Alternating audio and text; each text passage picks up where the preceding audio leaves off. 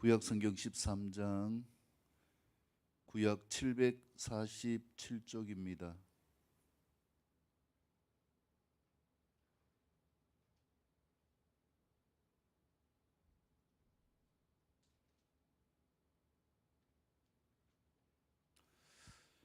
오늘 말씀 제목은 기필코 이루어야 할 개혁과 그 복의 비밀, 비결이라는 제목으로 말씀을 드립니다.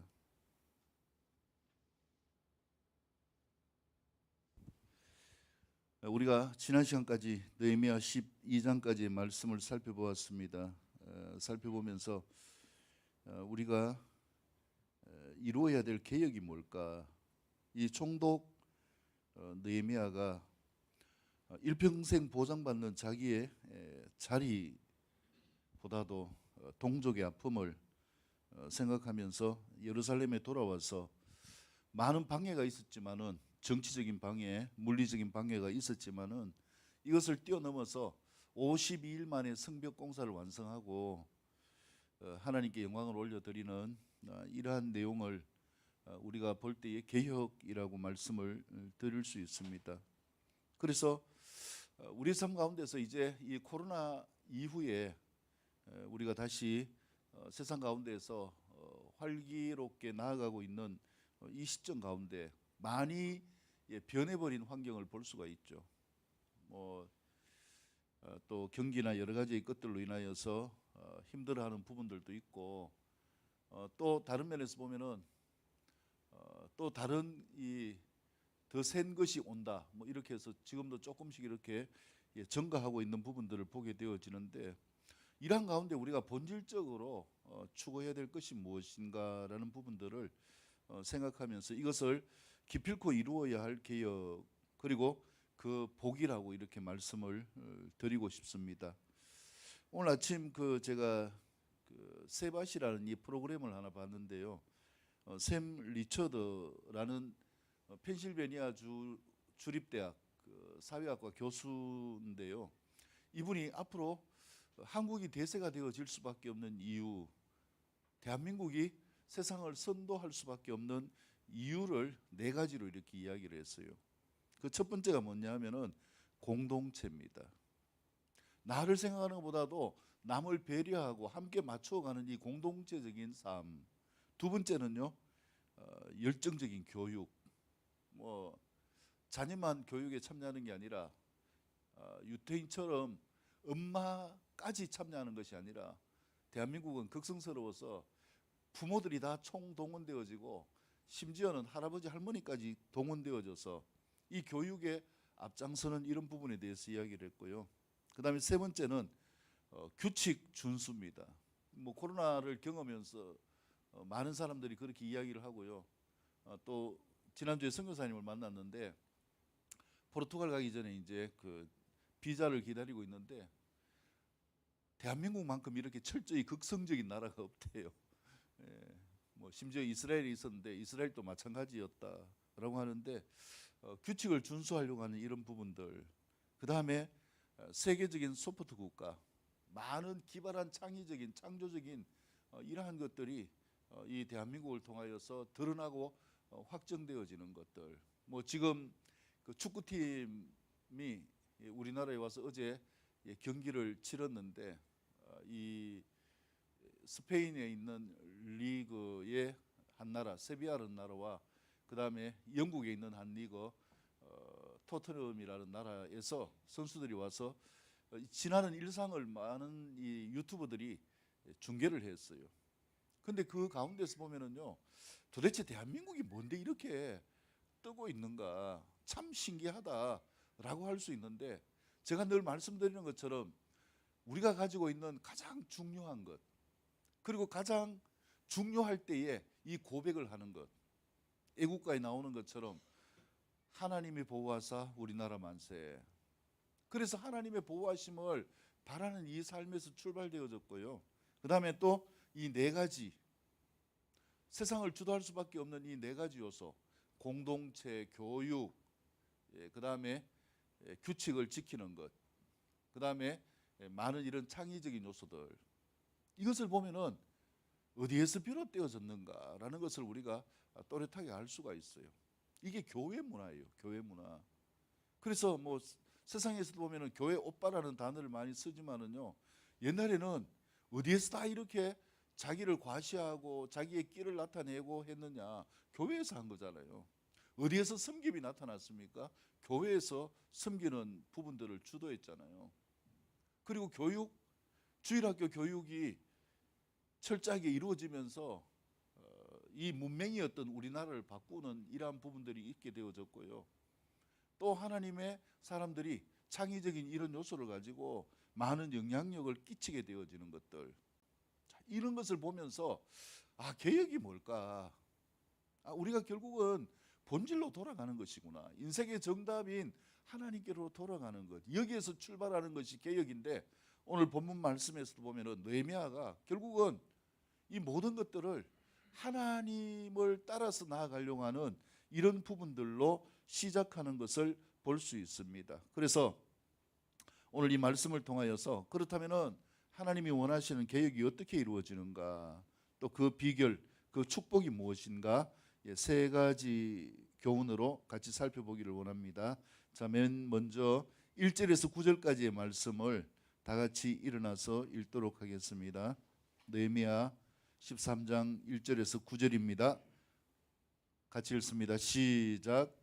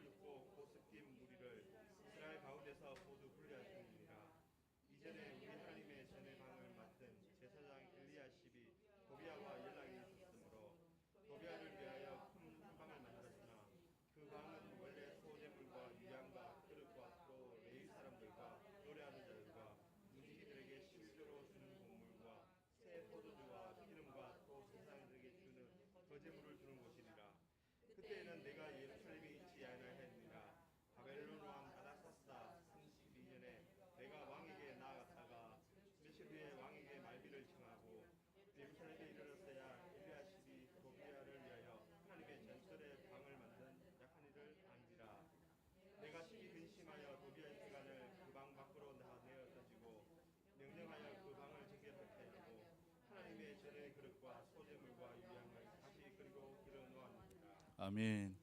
자, 주보에 있는 첫 번째 교훈은요, 개혁은 무엇인가? 첫 번째, 나의 개혁입니다. 하나님의 총회에 들어오지 못하게 하는 저주의 영향력을 떨쳐버리고 하나님의 복이 거하는 성전이 될 수 있기를 축복합니다. 지난 시간 말씀드린 것처럼요, 이제 완벽한 성벽이 공사가 마무리되어졌고 봉헌하여서 하나님께 올려드렸고, 또 직제를 완성해서 예배를 드리는 이 삶을 회복했고요. 그 가운데서 뿌리도 찾았어요. 나는 누구의 족보인가?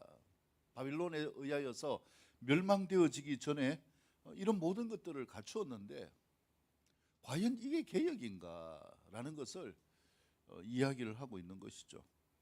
하나님의 관심은 직제에 있는 것이 아니라, 어떤 부분들이 완성되어져 있는 것이 아니라 철저히 하나님의 관심은 누구에게 있는가? 한번 따라할까요? 나에게 있습니다. 할렐루야.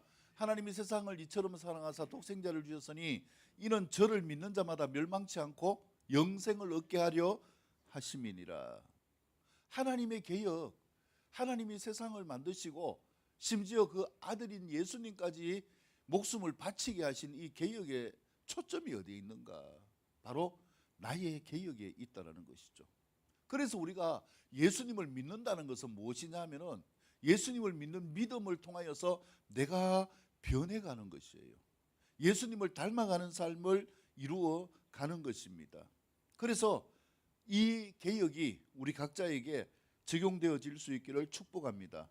이것이 뭐냐 하면은 하나님의 사랑인 거예요. 이전에는 이들이 이걸 몰랐어요. 왜냐하면은 어릴 때 바벨론으로 끌려간, 그때도 어린 소년들이었기 때문에 철이 없었는 자들이 있을 수도 있겠죠. 근데 이제 70년 포로 생활이 끝나고 난 다음에 바벨론으로 돌아오게 되어졌지만은요, 그들이 하나님의 말씀을 가지고 있지 않았어요. 그리고 바벨론에서 태어난 자녀들 다음 세대도 어떻게 되었어요? 태어나면서부터 뭐가 없었는가? 말씀이 없었어요. 심지어 우리가 다니엘서를 보았지만은요, 다니엘이 이 바벨론에 있으면서 그렇게 하나님을 갈구하고 하나님이 주시는 많은 은혜들을 받았음에도 불구하고 그가 나중에 보니까 어디에 있는가? 이미 예레미야 25장 말씀에 우리가 이 바벨론에 의하여서 노예처럼 살지만은 70년이 지나면은 해방되어지는 것이구나. 그래서 말씀을 통하여서 답을 찾게 되어진 것처럼 오늘 이 후손들이 바벨론으로 돌아와서도 마찬가지인 거예요. 기억나십니까?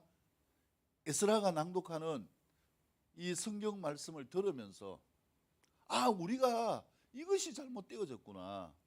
그래서 그들의 마음을 돌이키게 되어진 것처럼 그들이 말씀을 보니까 누구와 함께 하지 말라고 하는가 하면은 오늘 말씀이 나오는 것처럼 모세의 책을 낭독하여 백성에게 들렸는데 그 책에 기록하기를 암몬 사람과 모압 사람은 영원히 하나님의 총회에 들어오지 못하리라. 우리가 가까이 하지 말아야 될 사람이 암몬과 모압 사람이구나. 이들도 그 전에 몰랐는 거예요. 그리고 모르고 어떻게 했는가? 암몬과 모압의 여인들과 결혼까지 했어요. 그러니까 말씀을 보니까 이게 잘못되어졌다라는 것을 알게 되어지면서 말씀 앞에 나를 세우는 것, 이것이 뭐냐? 개혁이에요. 그래서 우리가 중요한 것은 뭐냐 하면은 말씀 앞에 나를 세우는 삶이 될 수 있기를 축복합니다. 아무리 많이 기도하고요, 아무리 많은 하나님의 능력을 경험하고 은혜를 경험한다고 할지라도 내가 내 삶이 말씀 앞에 서서 이 말씀이 적용되어지지 않으면 그것은 성경적인 삶, 개혁적인 삶이라고 할 수가 없기 때문이에요. 그래서 성경을 이렇게 보니까 이 모압과 암몬 자손들은 하나님의 총회에 들어오지 못하는 자들이구나. 신명기 23장에서 보면은요, 이 말씀이 나타나 있는데, 그래서 모세가 고별 설교로 전가한 이 신명기 말씀을 통하여서 왜 우리가 이렇게 해서는 안 되는 것인가를 깨닫게 되어졌는데, 그것이 뭐냐 하면은 바로 두 가지예요. 그것을 2절에서 말씀하고 있는데, 오늘 본문 13장 2절 말씀 보면은요, 이는 그들이 양식과 물로 이스라엘 자손을 영접하지 아니하였다. 우리의 개혁이 뭐냐 하면은요, 첫 번째 개혁은 총회에 영원히 들어오지 못하는 이 삶의 대상이 되어서는 안 된다라는 거예요. 모압과 암몬이 하나님의 총회에 영원히 들어오지 못하는 이유가 뭐라고요? 이스라엘이 가는데 뭘 주지 않았어요? 양식과 물을 주지 않았다. 이게 양식 안 주고 물 안 주는 것 가지고 뭘 그렇게 영원히 하나님의 총회에 들어오지 못하게 하는 것이 될까? 무엇을 이야기하느냐 하면은 하나님이 말씀하신 하나님을 사랑하고 이웃을 내 몸처럼 사랑하라. 그 중심이 뭐냐 이거예요. 그 중심은 섬기는 삶이에요. 그래서 여러분, 우리가 진짜 하나님의 복이 나에게 임하기를 원한다면요, 내 삶을 개혁하기를 원한다면 섬기는 삶이 될 수 있기를 축복합니다. 내 것 아끼고 열심히 해가지고 나무껏 잘 살려고 해봐도요, 내 뜻대로 되어지는 게 아닙니다. 언제까지 영원히 보장되는 삶을 살 수가 있습니까?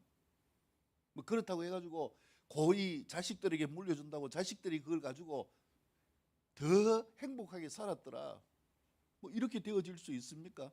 사회적인 통념을 보면은요, 오히려 뭡니까? 자식들에게 잘해주면 잘해줄수록, 많은 걸 주면 줄수록 더 못되게 되어지고 여러 가지 많은 이런 사회학들이 나타나게 되어지는 것을 우리가 보게 되어지는 것입니다. 그래서 섬기는 삶이 되어질 수 있기를 축복합니다. 나만 생각하는 삶은요, 다른 사람에게 경험되어지는, 다른 사람을 통하여 주시는 복을 경험할 수가 없습니다. 우리가 살아가면서 보세요. 독불 장군이 어디 있습니까? 다 함께 하면서요, 다른 사람이 도와주기 때문에 살고, 또 길을 열어주는 사람이 있기 때문에 살고. 근데 지금 암몬과 모압은, 이스라엘이 이제 광야를 넘어서 어디로 가는 중이냐면은 요단강 동편으로 이렇게 가고 있어요. 암몬을 지나서 모압 평지까지 가는 이러한 여정인데, 얼마나 그 여정 가운데서 목이 마르겠어요. 또 배가 고프겠어요.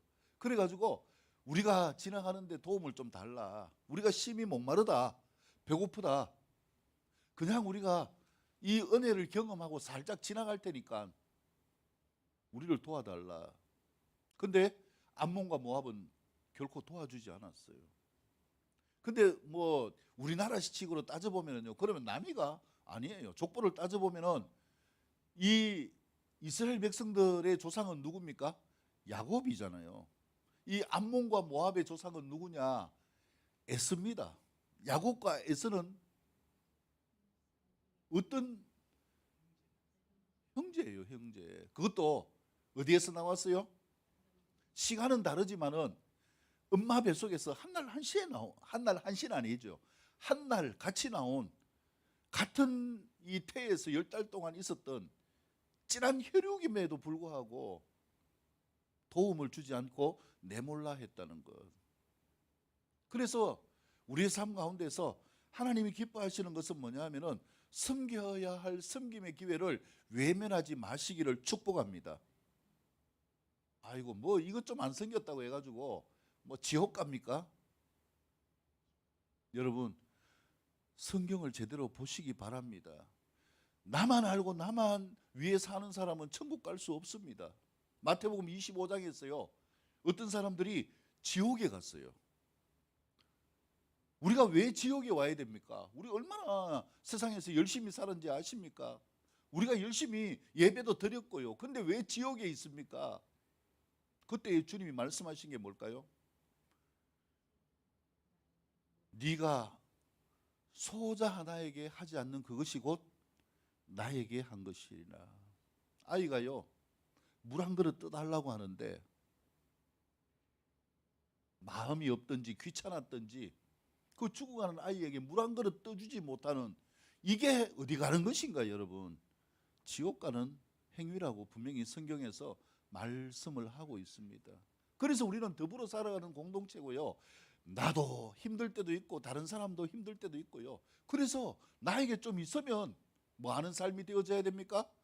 나누는 삶이 될 수 있기를 축복합니다. 이게 잘못된 사람은요, 내한테 좀 있으면 과시합니다. 그러고 뭐합니까? 복수합니다.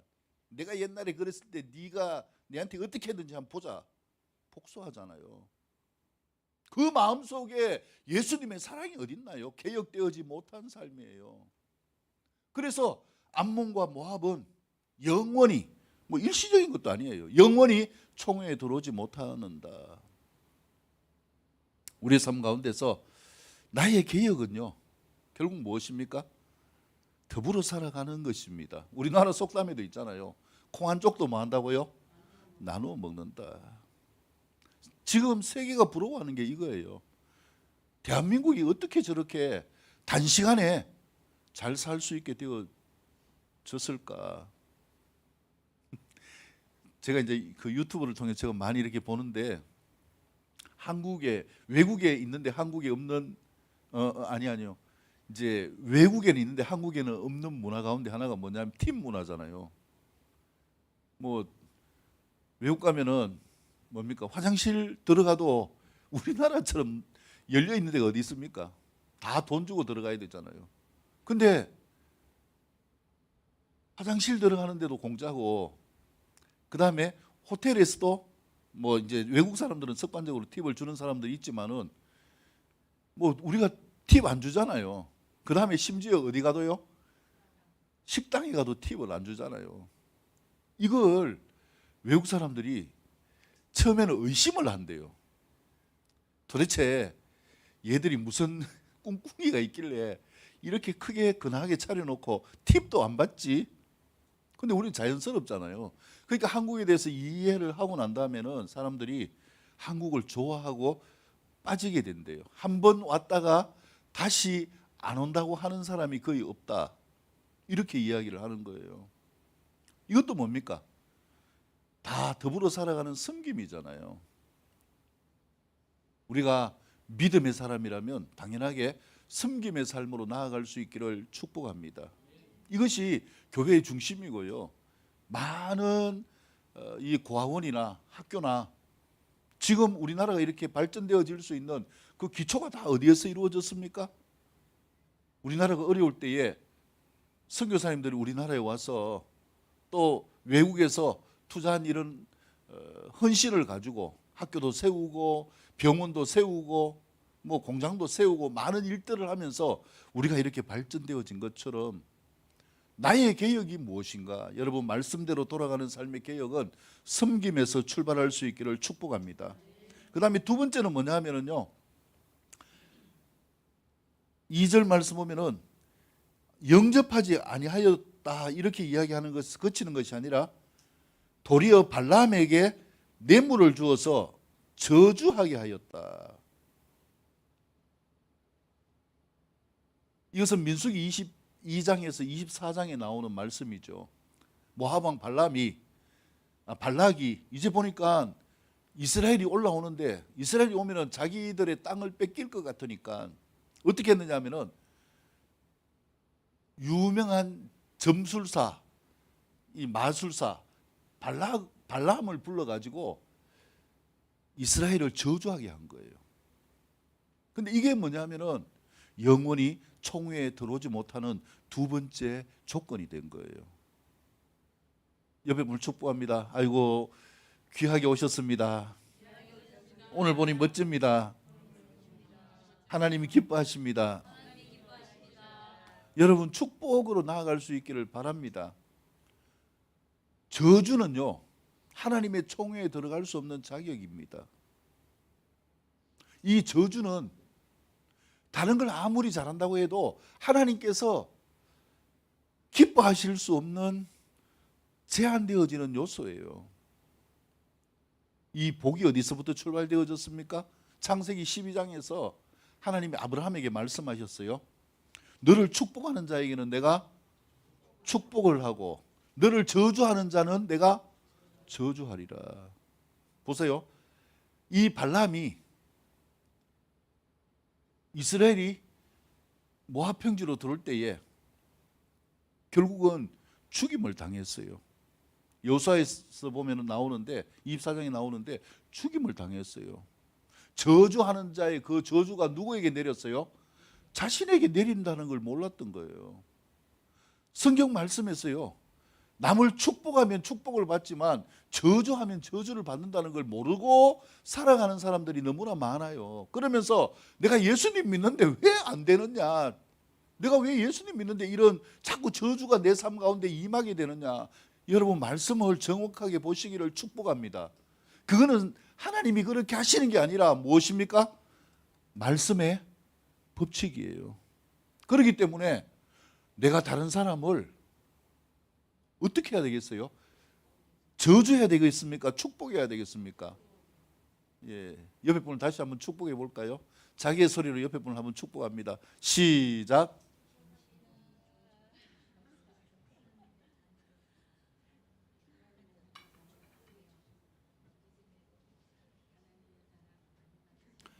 예, 이미 뭐 축복에 대한 것은 뭐 SBS에서 뭐 이 과학적 실험을 통해 가지고 또 감사에 대한 것도 마찬가지고요.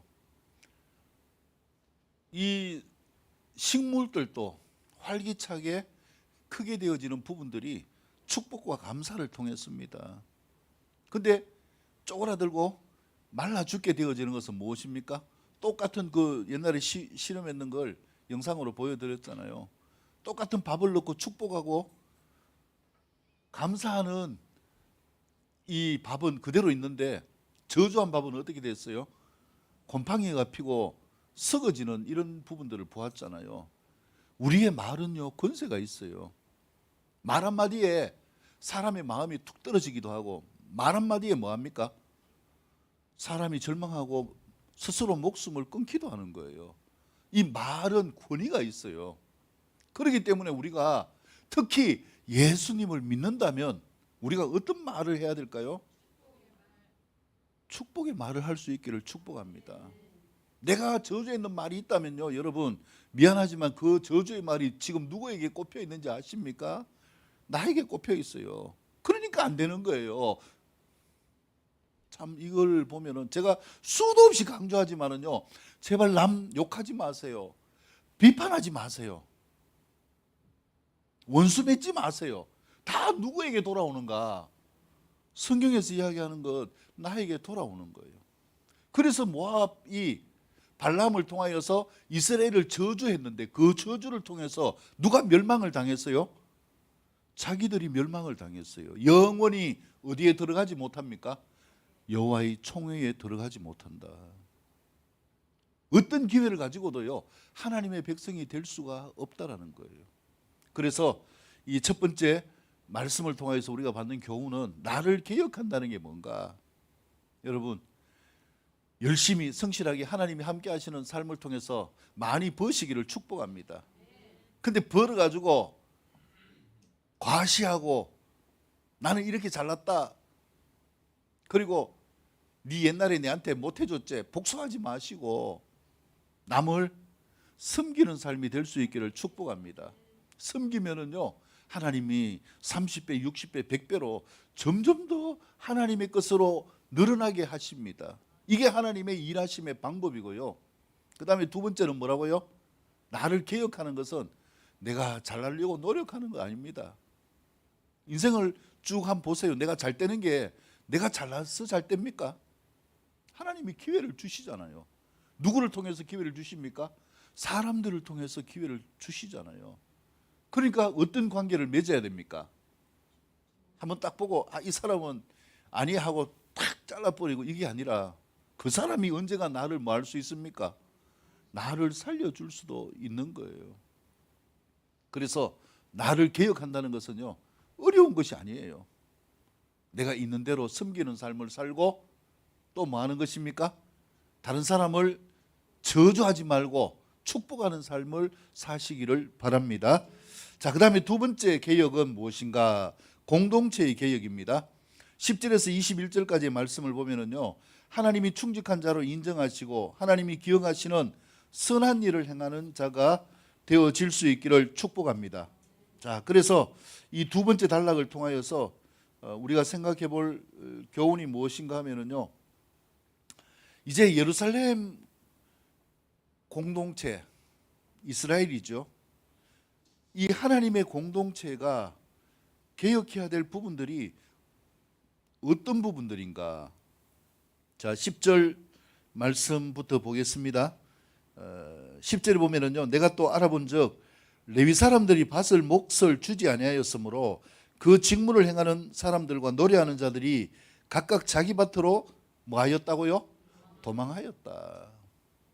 지난 시간에 기억나시나요? 성벽 공사를 하고 이제 레위인들과 제사장을 통해서 예배가 되어졌어요. 예배가 되어지는데 이 예배하는 가운데서 집전하고 전달하는 제사장들과 레위인들의 역할이 있는 거예요. 자, 근데 느헤미야가 어디로 갔느냐 하면은 이제 그 아닥사스다 왕이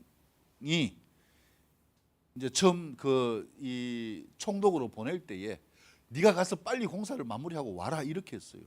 이제 공사가 마무리됐으니까 왕에게 가야 되잖아요. 근데 이미 느헤미야의 마음에는 어떤 마음이 있냐면은 내가 왕에게 가서 이제 고국으로 돌아가서 살겠다 이야기를 전달도 하고 이제 공사도 잘 되었다는 걸 보고하려고 간 거예요. 근데 지난 시간에 초막절을 지키고 그 다음에 또 뭐까지 했습니까? 은혜를 받아가지고 누가 강요한 것도 아닌데 연장해가지고 뭐까지 했습니까? 집회까지 하고 봉헌식을 하고 이렇게 했어요. 이렇게 하고 난 다음에 진짜 예배하는 삶이 되어졌는데 느헤미야가 이 바벨론으로 그때는 페르시아죠. 페르시아로 돌아가고 난 다음에 이제 어떻게 됐냐면은 다시 예배를 안 드리는 거예요. 예배를 안 드리니까 어떻게 됩니까? 헌물이 없고요. 그러니까 이 헌물을 가지고 살던 레위인들과 제사장들이 살아갈 수 없으니까 다시 어디로 갔습니까?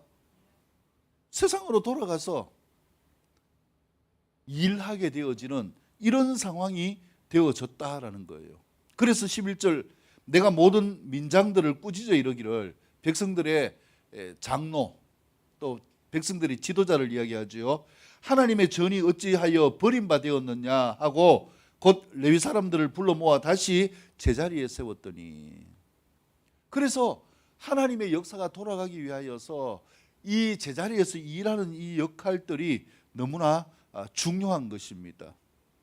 그래서 12절 보면은 온 유다가 곡식과 새 포도주와 기름의 11조를 가져다가 곳간에 드리고 그 다음에 창고지기를 삼고 이것을 분배하는 자들이 있는 역할을 통하여서 하나님의 전이 돌아가도록 하나님을 예배하는 이 삶이 돌아가도록 하는 이 부분들을 이루었다.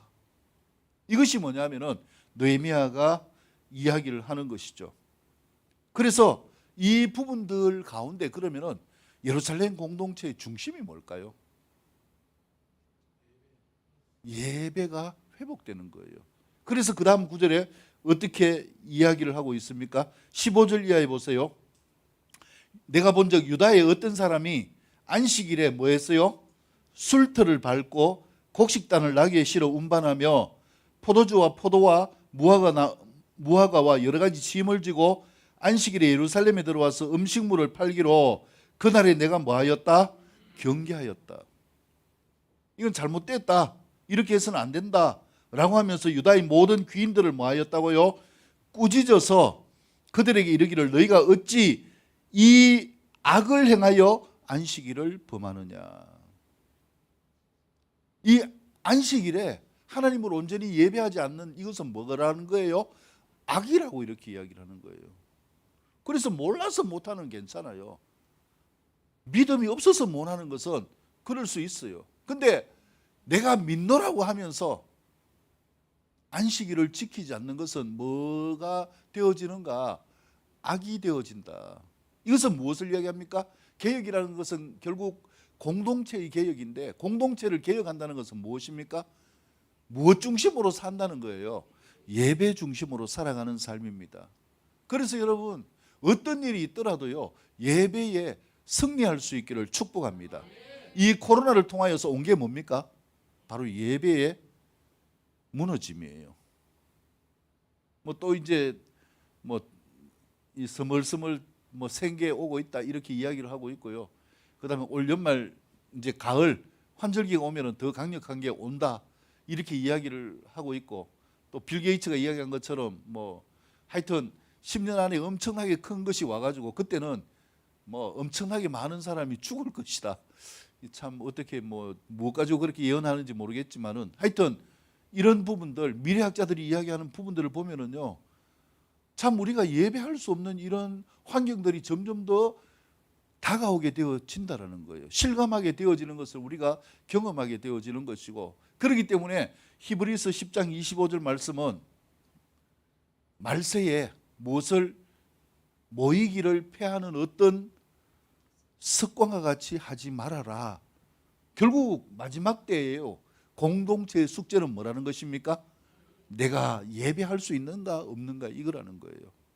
모이느냐 모이지 않는가. 하나님을 예배하는 삶으로 나아갈 수 있기를 축복합니다. 옆에 분을 축복합니다. 예배의 자리에 오신 것을 축복합니다. 예배하는 것이 승리입니다. 그래서 이 예배하는 삶을 회복하는 것 이것이 하나님께서 함께 하시는 축복의 삶의 비결이다라는 것을 말씀하고 있는 것이죠. 그리고 난 다음에 이제 느헤미야가 뭘 하느냐면은 19절 보세요. 18절 보세요. 너희 조상들이 이같이 행하지 아니하였느냐. 그래서 우리 하나님이 이 모든 재앙을 우리와 이 성읍에 내리신 것이 아니냐.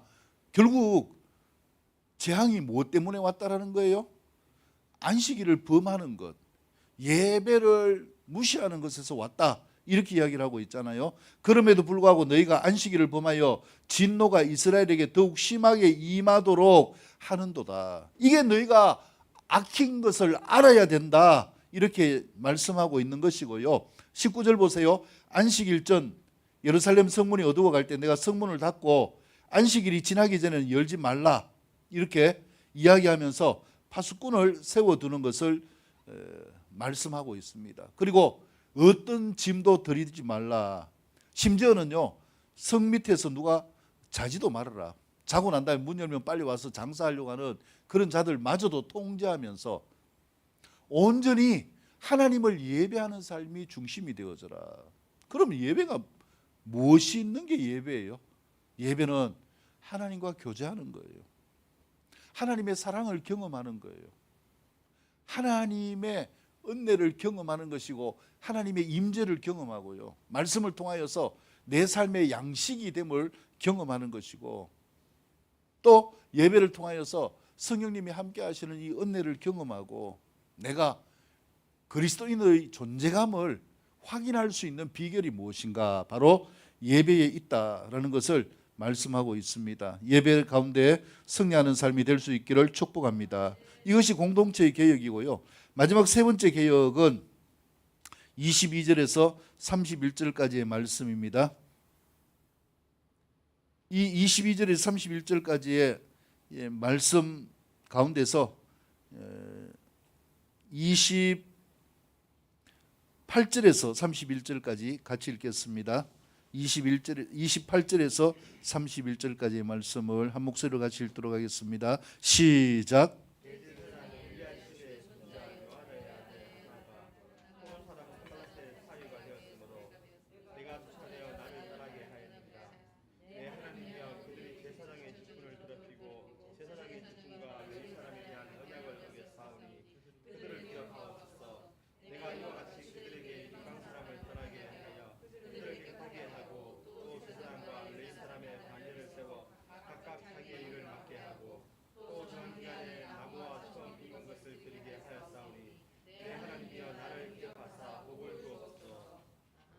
아멘. 자, 마지막 세 번째 개혁은요, 하나님이 기억하시고 복 주시는 자가 되는 것입니다. 우리가 이 세상을 살면서 예수님을 믿는 믿음의 목적이 뭔가 이거예요. 하나님이 말씀을 통하여 주시는 것들이 내 것으로 취하는 삶이 될 수 있기를 축복합니다. 그래서 이 믿음 가운데 있는 모든 것들, 하나님이 우리에게 복 주시는 이 복들을 보면은요, 성경이 증거하고 있는 복입니다. 가장 큰 복이 무엇입니까? 생명의 복이에요. 요한복음 10장 10절을 통해서 말씀하는 것처럼 예수님이 이 땅에 온 것은 우리로 무엇을 얻게 하고 생명을 얻게 하고, 두 번째 복은 무엇입니까? 더 풍성히 하려는 것이다. 이게 복이에요. 우리가 예수 믿고 쫄쫄 굶고 예수 믿고 절망하고 좌절하고 앞이 보이지 않고 그렇게 살아가는 삶은요, 반드시 무엇이 필요합니까? 개혁이 필요합니다. 하나님은 절대로 우리를 그렇게 만들지 않고 그렇게 살기를 원하지 않습니다. 하나님이 기억하시고 복 주시는 삶으로 회복할 수 있기를 축복합니다. 그렇다면 하나님이 복 주시는 삶, 이 삶이 되기 위해서 필요한 것이 무엇인가?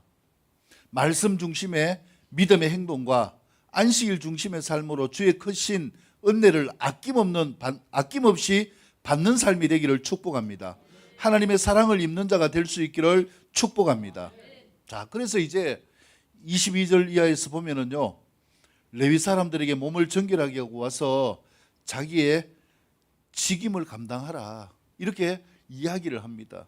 이 느헤미야 총독의 역할이 얼마나 큽니까? 잠시 자리를 비웠는데 나라가 엉망이 되었어요. 하나님을 예배하지 않고 레위인들은 먹고 사는 것 때문에 다시 자기가 옛날에 살던 곳으로 돌아가 버리고요. 그래서 개혁을 한 거예요. 나를 개혁하고 한 사람 한 사람을 개혁했죠. 그게 무엇이라고요? 섬기는 삶이 되게 하고 그 다음에 축복하는 삶이 되게 하는 것. 그 다음에 두 번째는 뭡니까? 방금 말씀드린 것처럼 공동체의 복입니다. 하나님 중심으로 살아가는 무엇을 놓치지 말자?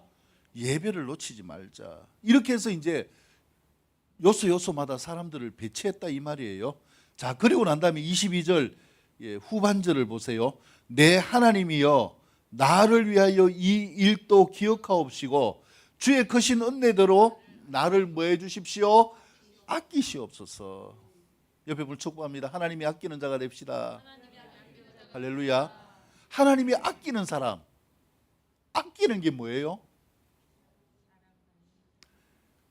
아끼는 거는요, 너무너무 애지중지하는 거예요. 어떤 귀한 선물이 있으면은 그게 아끼는 선물 같으면 어떻게 합니까? 누구도 못 건드리게 하고요. 그 다음에 뭐 합니까? 막 깨뜨릴까 조심하고 먼지 묻을까 조심하고 뭐 그래서 막 이 진열장에 넣어 놓든지 깊숙이 넣어 놓든지 이게 아끼는 거예요. 하나님이 나를 아낀다고 한번 생각해 보세요. 하나님이 나를 애지중지하고요.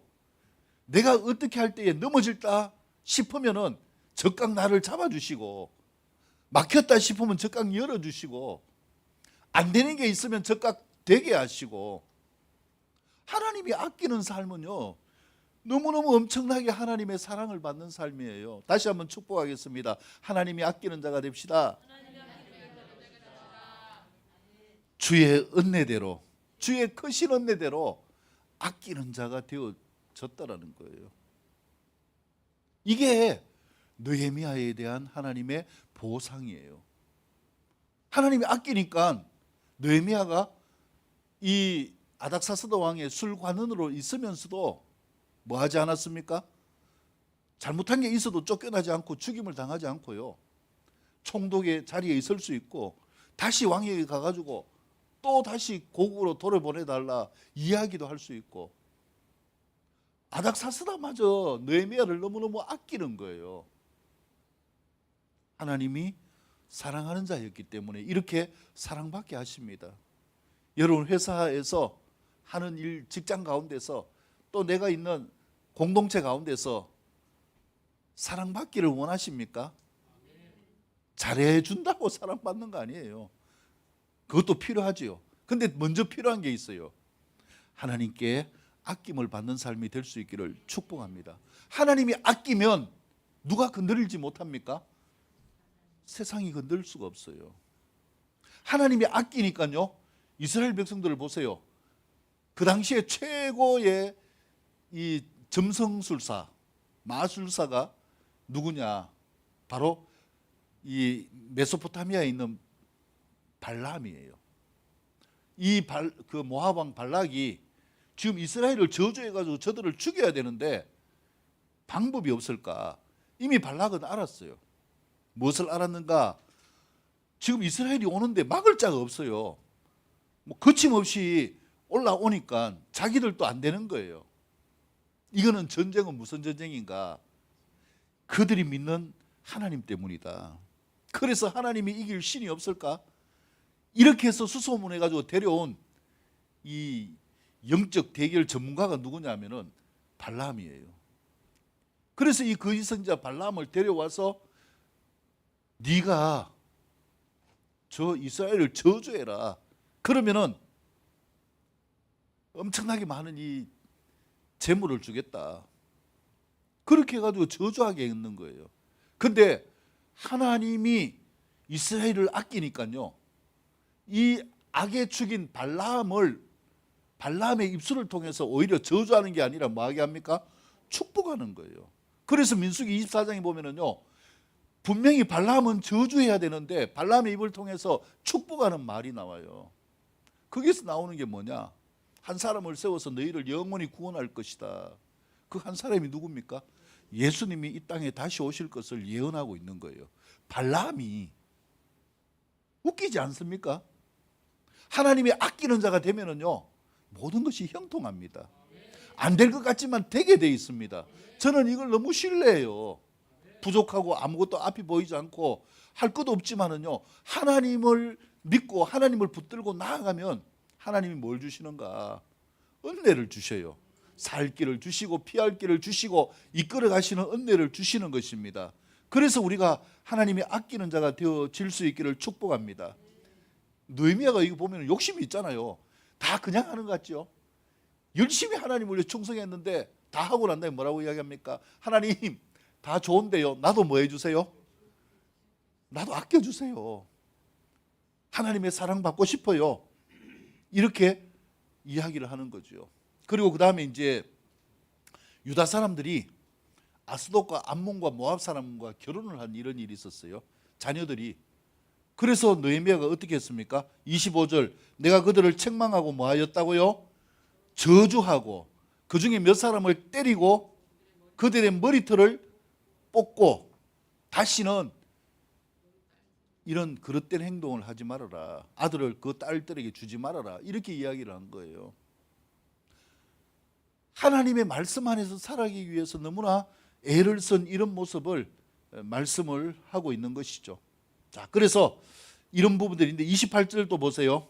예, 방금 읽은 28절 가운데서 보면은요, 이 요야다의 아들 하나가 호론 사람 산발랏의 사위가 되었는데 내가 쫓아내고 나를 떠나게 하였다. 29절, 내 하나님이여 그들이 제사장의 직분을 더럽히고 제사장의 직분과 레위 사람에 대한 언약을 어겨사오니 그들을 기억하옵소서. 이렇게 하면서 하나님의 말씀대로 개혁된 삶을 자신과 공동체 가운데 이루려고 노력한 느헤미야의 모습을 볼 수 있고요. 이 모든 일들을 내가 행하였다 하고 마지막 31절, 또 정한 기한에 나무와 처음 익은 것을 드리게 하여 사오니, 이제 모든 것을 다 이렇게 하나님이 원하시는 대로 하고요. 하나님 이렇게 했습니다. 그리고 마지막에 이야기하는 게 뭡니까? 내 하나님이여 나를 마여 기억하여 뭘 달라고요? 복을 주옵소서. 이게 하나님의 기필코 복받는 삶을 이루어 가는 것이에요. 그래서 우리에게 하나님의 은혜가 임하기 위해서 필요한 것이 뭔가? 개혁이 필요합니다. 하나님은 지속적으로 우리를 개혁하시기를 원하시고요. 내가 예수님과 상관없다가 말씀을 듣게 하시고 또 말씀을 듣다가 은혜를 받게 하시고 그 가운데 하나님이 때로는 희한한 기적도 주시고 은혜도 주시고 축복도 주시고 이러한 삶을 통하여서 하나님의 살아계심을 보여주십니다. 그래서 우리가 결론적으로 말씀을 드리면 어떤 사람이 되어져야 되는가? 이 개혁을 통하여서 나아갈 때에 하나님이 우리를 뭐 하십니까? 아끼어 주십니다. 하나님께 아낌을 받는 삶이 되어질 수 있기를 축복합니다. 그리고 우리를 기억하시고 뭘 주십니까? 복을 주십니다.